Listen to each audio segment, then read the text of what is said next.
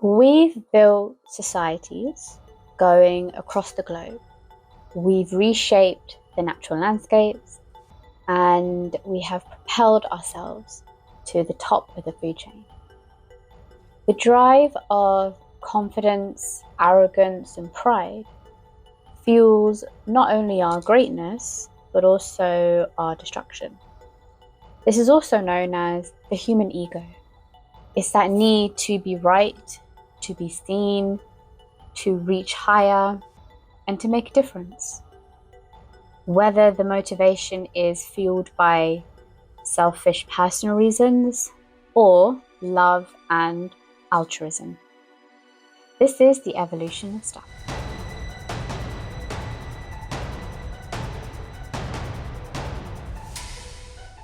What is the human ego?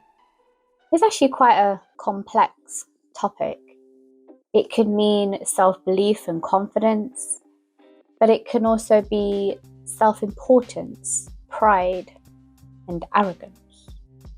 It's that part of us that says, I am right, or I know better, or I can do this. In small amounts, it's what gives us courage, but in excess and with the wrong motivations, it can fuel greed and power-hungry behavior.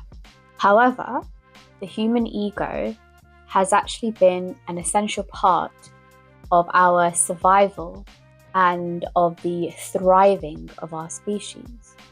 That confidence that comes from it has allowed us to grow and innovate and shape and take over and do all sorts of things that has brought the globe together in this global society that we live in today. In evolutionary terms, humans are not the only one with this ego. Many other social species, like other primates and even like wolves, they have a hierarchy within their social structures. The individual at the top, which is usually a male, but depending on the species, it could also be a female at the top.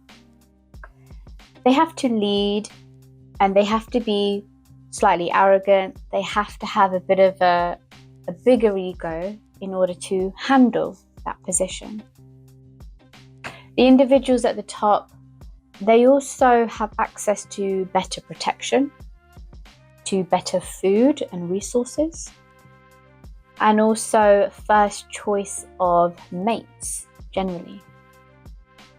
So there is this innate evolutionary desire to want to be at the top, to reach higher and get to the top. Even in our society today and ancient civilizations as well, we are biologically wired to want to keep going up and have a better life, have better resources, have better access to resources, because we feel safer, because we have a better chance of survival. So our brains are actually wired to understand that survival is also equated with your social standing. In earlier civilizations, talking 5,000 years ago, 3,000, 2,000 years ago, the leaders of those societies were ordained by God. They were chosen, they were born into that position, or they took it over and they conquered into that position.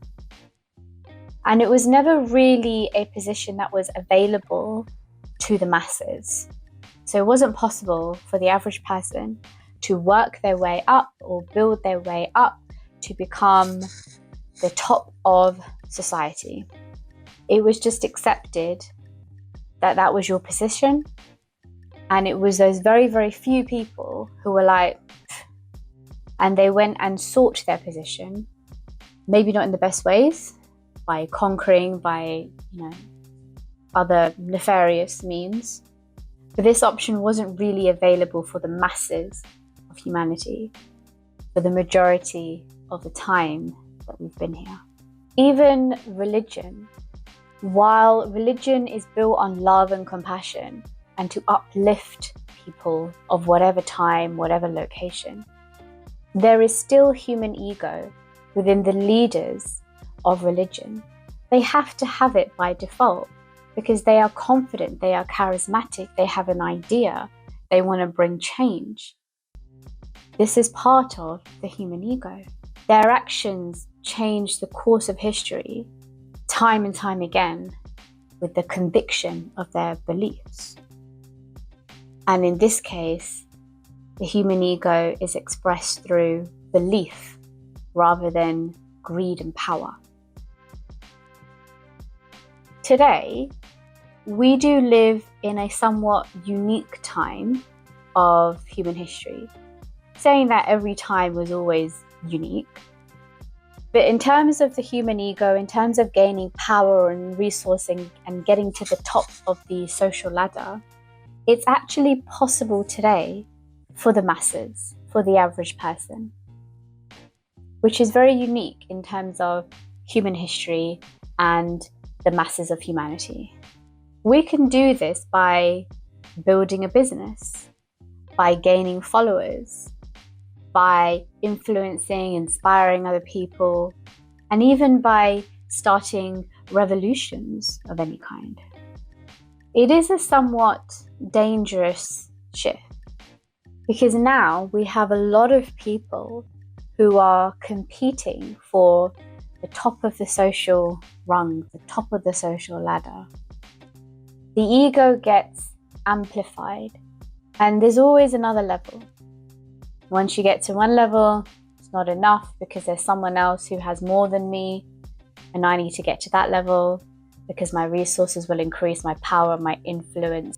Of course, not all leaders are like this, not all people are like this who want to gain followers or gain influence. But it is also part of the human ego that does need to be understood. Like all traits of the human condition, the human ego is on a sliding scale. On one end, you have creativity, curiosity, and positive change, brimming with ideas. It's beautiful, it's amazing. On the other end, you have power hungry, greedy, and selfish behavior, which is usually gained by exploiting or abusing others for personal gain. Human confidence is not evenly distributed within our society. And this is part of why we have survived and thrived, because it cannot be evenly distributed throughout the society. If everyone was quite egotistical or confident or, and it was dominant in everyone, we would have wiped each other out by now in this chase up to the top of the social ladder. However, if no one had any high levels of confidence or ego, desire to change, we probably wouldn't be here today because there would be no change, there would be no conquering, there would be, no movement to change things, no confidence to really break out of norms, of social norms. So human ego, human confidence cannot by default be evenly distributed amongst individuals in society. It has to be uneven. The human ego has built everything that we have today. It's built our cities, our art, our technology, but it's also fueled our wars, empires, and every system of inequality. And the challenge here is not to eradicate the ego, but to understand it. By understanding parts of the human condition and seeing ourselves a bit more clearly, we can work towards a world where we are fueled more from love and less from selfishness, and to create a slightly better world for each generation to come. This is my final piece. representing the human ego. If you enjoyed this reflection of this part of the human condition, please do like and subscribe, support the channel. Explore the other videos on the channel about human behavior, art history, and reality to help us understand ourselves and the fact that living with awareness can improve the quality of our lives. I'm Paveen Kaur, and this is the Evolution Stuff. See you next time.